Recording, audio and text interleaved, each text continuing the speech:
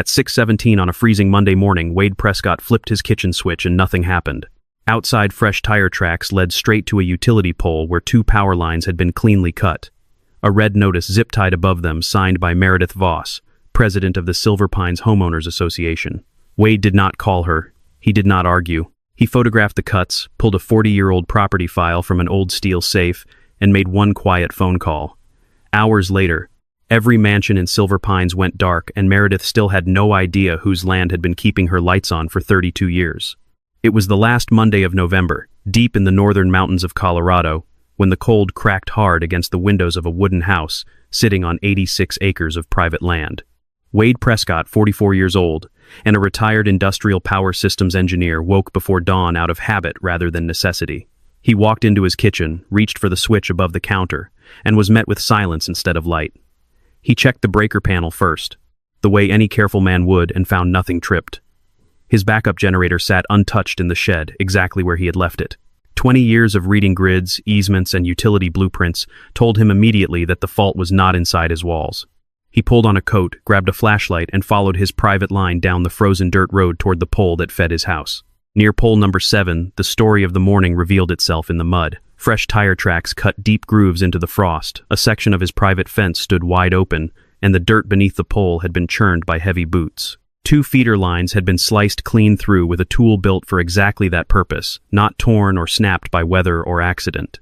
Zip-tied to the pole was a sheet of red paper reading that unauthorized electrical service had been removed by order of the Silver Pines Homeowners Association, signed at the bottom by its president Meredith Voss. Wade did not raise his voice or tear the paper down.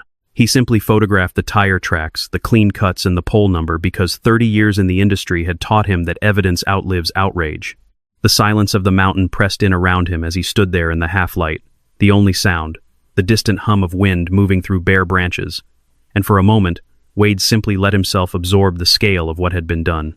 This was not vandalism carried out by strangers passing through, since the notice, the precision of the tire tracks, and the deliberate placement of the cut made it plain that whoever had done this had known exactly where to find him. He crouched closer to study the severed wires and felt something colder than the morning air settle over him. Whoever had made these cuts had damaged the insulation in a way that suggested they had no idea what they were doing, and if the line had still been carrying a full load when the blade went through it, the person holding that tool could easily have died.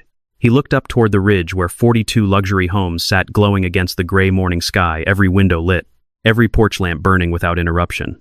His own house sat dark, while an entire gated community less than a mile away hummed along untouched, and that contradiction told him more than any notice ever could. He turned and walked back through the cold toward his front door, already certain that the answer was not going to be found by shouting at anyone on that ridge. Inside, he opened an old steel safe, bolted beneath the floorboards of his study, and pulled out a property file nearly 3 inches thick, the leather cover worn soft with age, and reading Prescott Utility Corridor 19-1-94. He sat at his kitchen table in his coat breath, fogging faintly in the unheated room, and read through the first page slowly, the way a man reads something he has known for years but suddenly needs again. When he finally looked up, the clock above the stove read 7:02. He picked up the phone, and the person on the other end of that call was not the local power company, and was not Meredith Voss. It was the state inspector's office, and Wade asked for someone who handled utility safety violations, because he already suspected exactly what had happened on his land that morning. 3 months earlier, long before any wires were cut, Meredith Voss had begun sending letters to the wooden house at the edge of her development.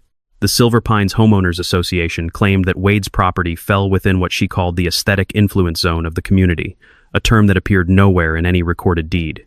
Her letters demanded that he repaint his house, remove his metal storage shed, relocate his backup generator away from the shared road, and pay an $1,850 regional infrastructure fee. Wade answered with a single short letter of his own, reminding her that the Prescott land had been subdivided in 1978, nearly 3 decades before Silver Pines existed, and that he had never signed any homeowner association covenant in his life. He closed by stating plainly that the association held no authority whatsoever over his 86 acres, and he expected the correspondence to end there. Meredith did not accept that answer because she had built her entire tenure as president on the assumption that residents eventually folded once threatened with legal language. Every letter she had ever sent before had ended the same way, with a quiet homeowner signing whatever form landed on their porch. Wade was different, and instead of frightened compliance, every letter he returned came stapled to another page pulled from decades of property records. Frustrated, Meredith shifted from paperwork to pressure, and the association's patrol trucks began slowing conspicuously in front of Wade's gate at all hours of the day. Her maintenance manager, a heavy-set man named Nolan Briggs, was sent to photograph the storage shed from the road, and a sign reading private community access appeared near the entrance to Wade's own dirt drive. Wade removed the sign himself the following morning since it stood squarely on land the association had never owned. Meredith had run Silver Pines for nearly a decade by that point, and in that time she had grown accustomed to being the final word on nearly everything within the gates, from paint colors to fence heights to the precise shade of green permitted for a mailbox. Residents who pushed back were usually worn down within a season, and those who complied quickly were rewarded with her approval at community gatherings. Wade Prescott represented something she had rarely encountered before, a neighbor entirely outside her jurisdiction who refused to even acknowledge that jurisdiction existed, and that refusal offended her far more deeply than any actual dispute over a fence or a shed ever could. At the next general meeting, Meredith stood before the residents of Silver Pines and referred to Wade as the man who benefited from their infrastructure, while refusing to contribute a single dollar toward it.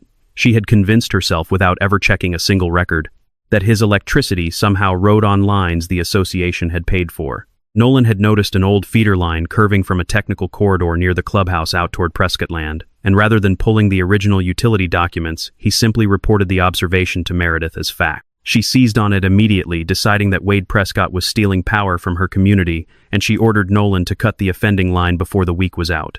Nolan hesitated, uneasy about acting without a permit from the utility company. But Meredith insisted the association held emergency authority to protect shared property.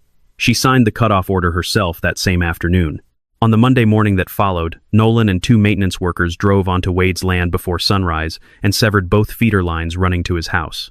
Miles away in a warm office overlooking the Silver Pines clubhouse, Meredith sat with a cup of coffee and waited for the panicked phone call she was certain would come. She had already rehearsed her response in her head, a simple offer that Wade pay the outstanding fees, sign the association's covenant, and have his service quietly reconsidered for restoration. By 8:15, no call had come, and by 9:30, the silence had begun to gnaw at her composure. Nolan asked cautiously whether they should notify the power company about what had been done, and Meredith refused, outright insisting the situation was still entirely under her control. Later that morning, Nolan pulled up an old schematic of the electrical feed while waiting in the maintenance office, tracing the line with his finger the way he always did when something felt wrong. He followed the corridor back from the Silver Pines transformer across the ridge and down through the tree line, and the direction it pointed made his stomach tighten. He turned to Meredith, who was still reading through resident complaints about the cold, and asked her quietly why the community's own feeder line seemed to originate from somewhere deep inside Prescott Land, rather than the other way around.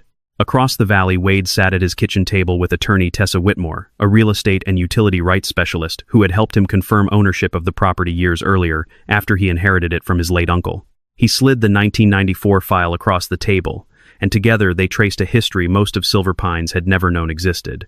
Long before any gated community sat on that ridge, the entire hillside had belonged to a logging operation, and the regional power company at the time had refused to fund a dedicated lineup into the mountains on its own. The landowner who controlled what later became Prescott property had paid out of pocket to build 11 utility poles, a small transformer station, and a 30-foot wide technical corridor running the length of his own land. In 1994, that landowner granted the power company a limited right of access to run cable across the corridor, but the terms of the agreement were unusually specific and unusually protective.